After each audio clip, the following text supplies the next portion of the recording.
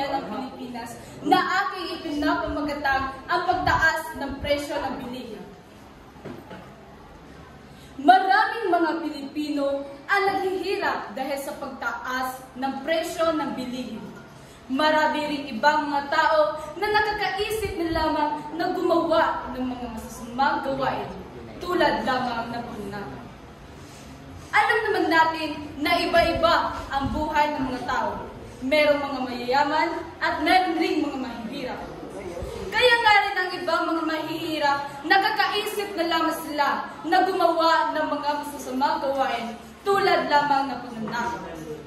Kaya nga raw nila ito naisip o nagawa dahil para mayroon silang makain ng pangatlo o pangalawang beses sa isang araw. Ayon nga sa Gross National Product, nakakaranas ng mga gandang pamuhay ang mga mamamayan. May sapat na trabaho, kontrolado ang paglaki ng populasyon, may mataas na kita ng bawat individual at progresibong level ng teknolohiya.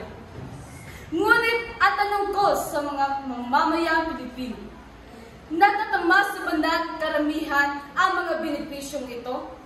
Nararamdaman ba natin ang pag-unlad ng ating bansa?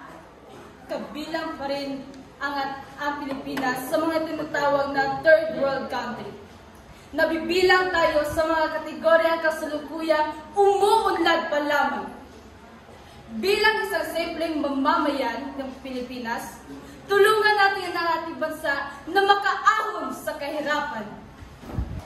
Tayo ang magsisilbing gasolina ng maayos na pagdaloy ng kabuhayan ng ating bansa. Kung hindi man ito maibibigay sa ating pamahalaan ngayon, tayo ang kumilos para ating makamtan ang kasaganahan